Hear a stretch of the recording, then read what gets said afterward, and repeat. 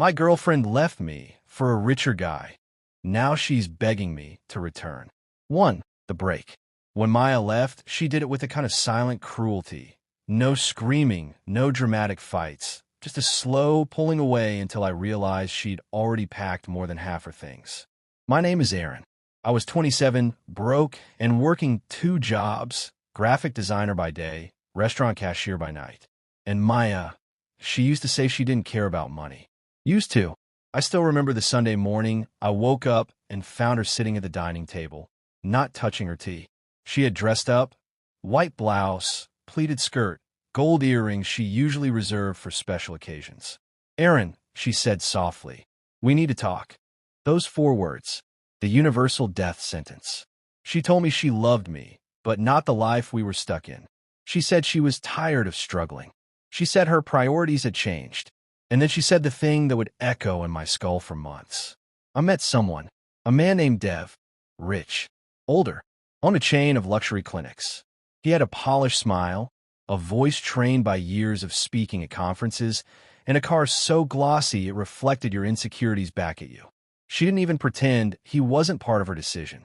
It's not just about money, she said, but her eyes betrayed her. Money was all it was about. She left with 2 suitcases and a promise that she would always care for me. I didn't eat for 2 days, didn't sleep for 3, didn't feel anything for weeks.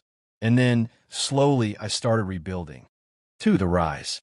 I'm not someone who believes in revenge arcs, but heartbreak has a strange way of turning into fuel.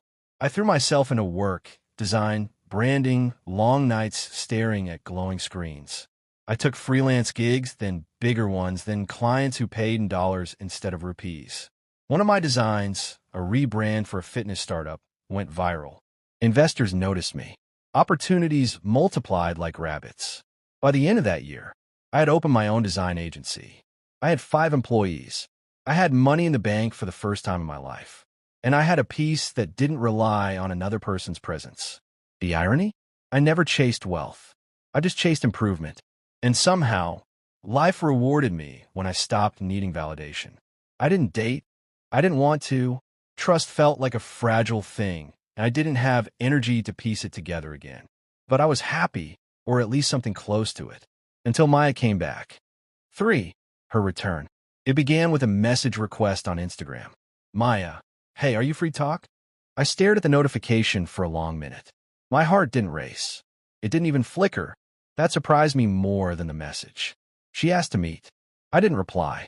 3 days later, she texted again, longer this time, rambling about mistakes and regrets. Something about wanting closure. Something about wanting to apologize. I ignored again. Then she showed up at my office. My receptionist buzzed in to tell me, there's a woman here asking for you. Says her name is Maya. I froze. I hadn't seen her in almost 18 months. But I told my receptionist to let her in.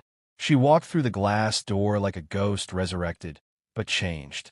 Her hair was shorter, face thinner, and her eyes, once bright, looked exhausted in a way money couldn't hide. Hi, Aaron, she whispered. I leaned back in my chair, arms folded. You have 10 minutes.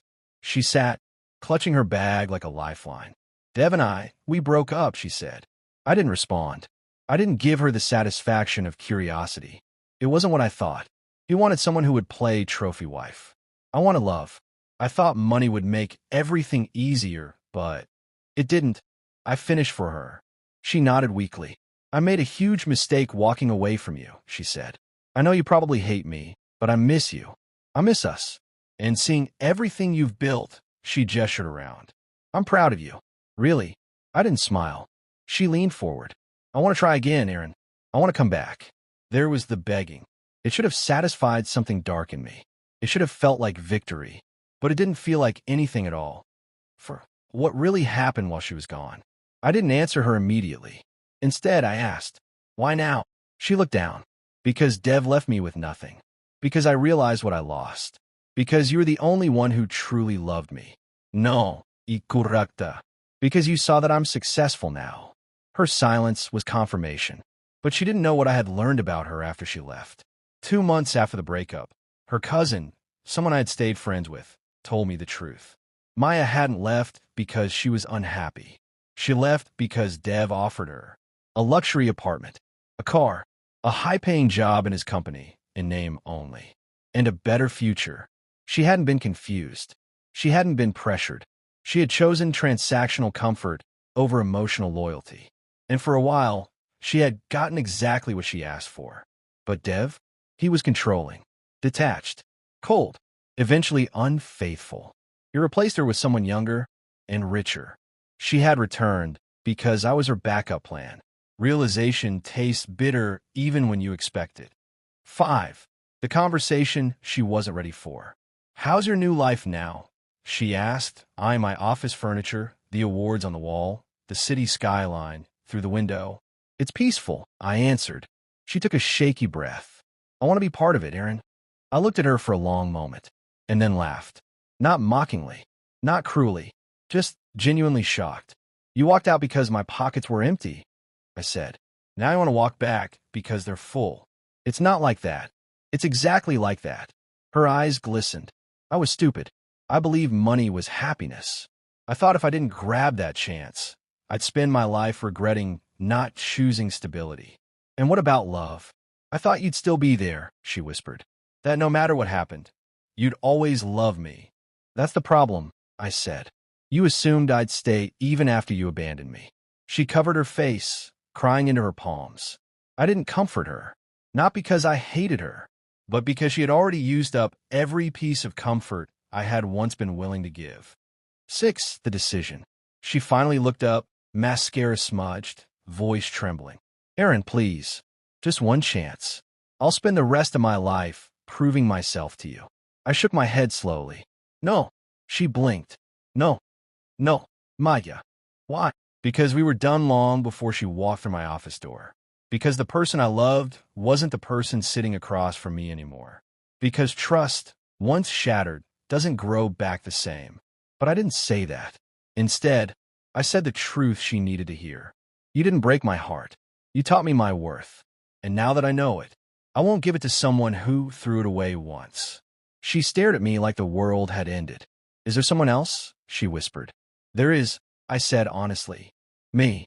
I chose myself. Silence. Heavy. Final. She stood, shaky, gathering her bag. I loved you, she murmured. And I loved who you used to be, I replied. But neither of those people exist anymore. She walked to the door, paused, and turned back. Goodbye, Aaron. Goodbye, Maya. She left for the second time. But this time, I didn't break. 7. 1 year later. Life moved on. My agency grew. I opened another office. I hired more creatives. I slept peacefully, ate well, worked passionately.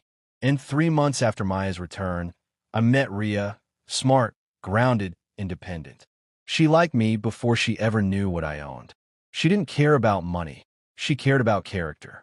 It was terrifying how natural it felt. One evening, as we walked along Marine Drive after dinner, she said, You're different, Aaron. You're calm, like someone who healed the hard way. I did. I told her. She smiled. Good, because I want to build something real with someone real.